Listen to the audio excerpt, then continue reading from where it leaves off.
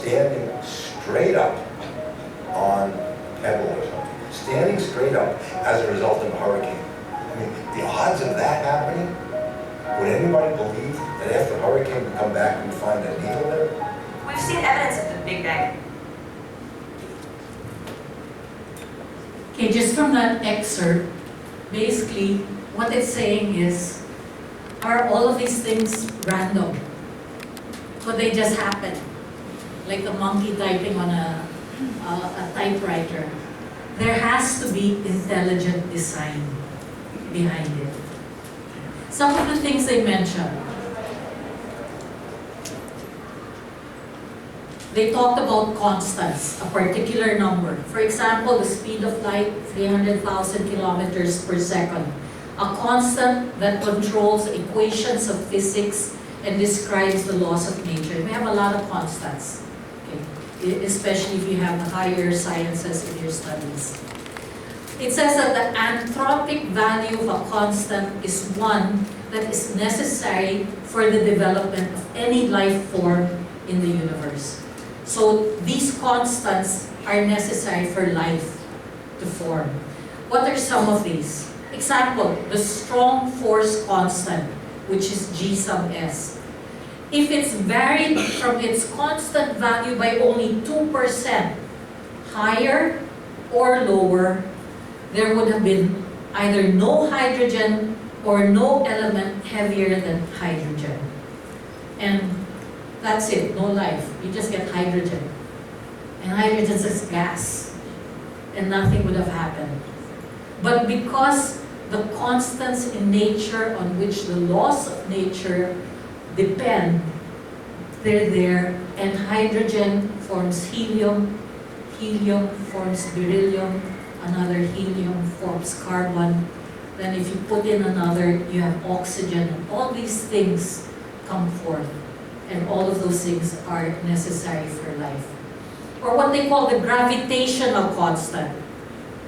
If it varies again from values higher or lower by only 1 part in 10 to the 50, which is a very, very small fraction. Okay? When we do our computations or grading, we don't even count those things.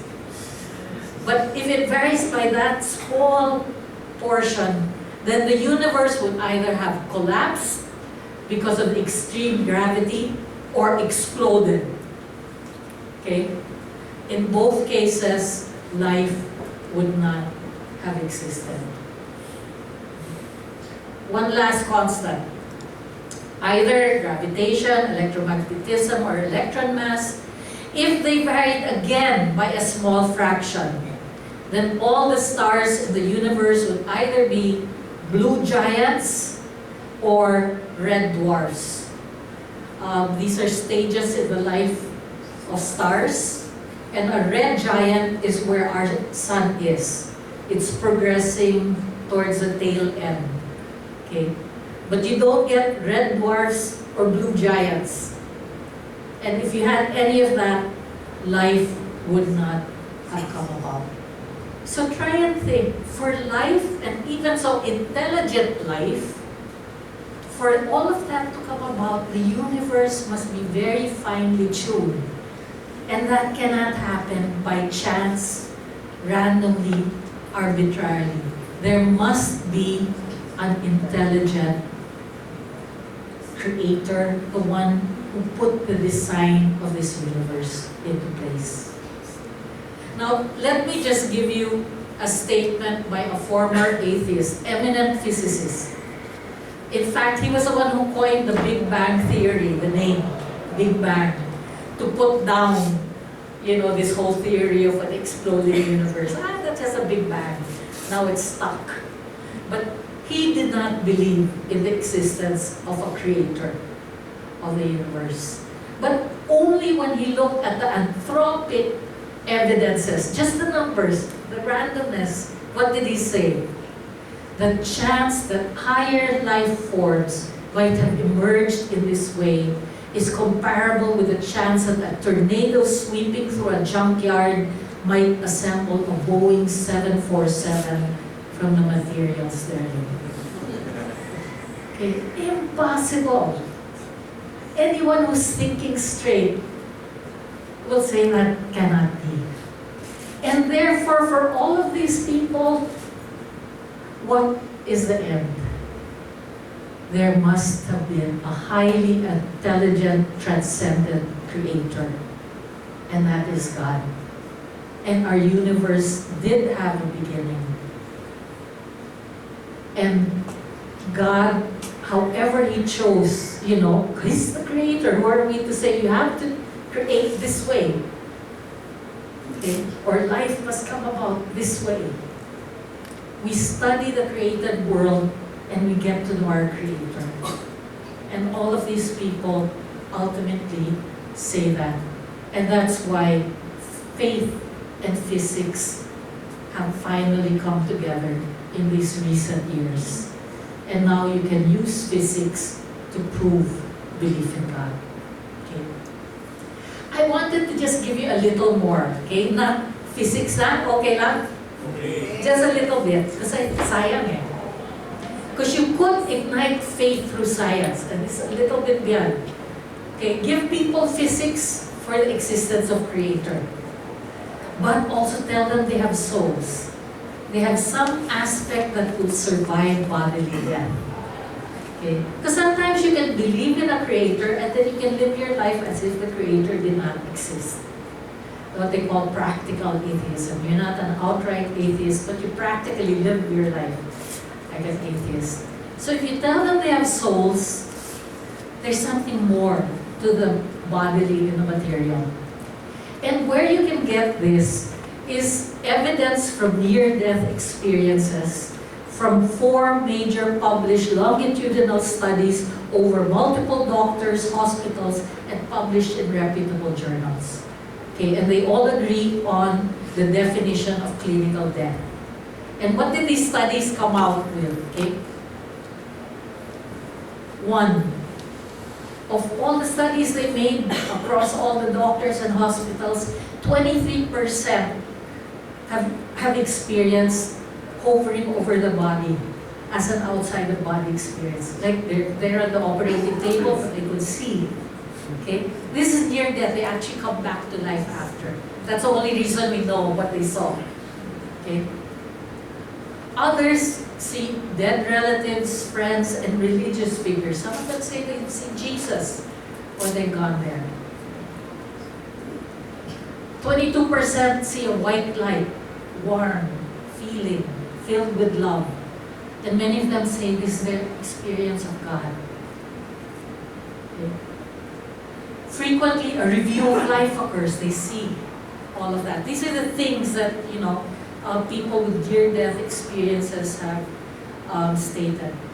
They get transported to a real place of beauty and space. 30% of who were blind when they died, they actually see after clinical death. But when they come back to life, they're blind again. Okay? But that's the physical evidence gathered from the studies. And it's usually a decision is made to return. Okay? And the interesting thing is children, without any agenda, have the same experiences as adults. Okay? And if you use this, it really tells you there's something more than the mere bodily experience, that we do have a soul. The nice story here is of one gentleman who had a near-death experience, and then in the process of their trying to revive him, etc., he had pustizo, his false teeth, and the nurse had to remove it and put it somewhere. And when he came back, and they had revived him, etc., and he was looking for his teeth, no one could find it, but because he was actually hovering around, he saw where the nurse put it, and he said it's there. Things like that. Or they say they've actually hovered and gone into a different room. And they could describe the relatives in the different room, what they were wearing and what they were talking about, even if they weren't there. They were clinically dead. So it points, to something more. And this is, again, based on science. Okay? You can point to this.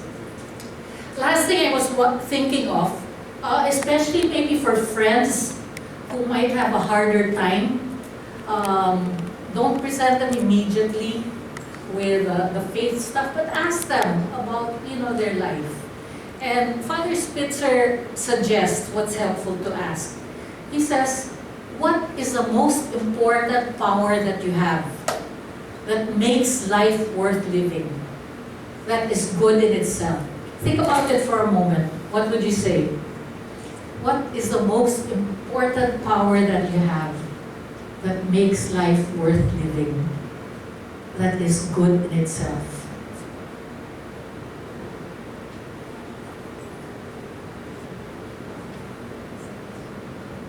It's not making money. Not even necessarily giving birth, because that is a good.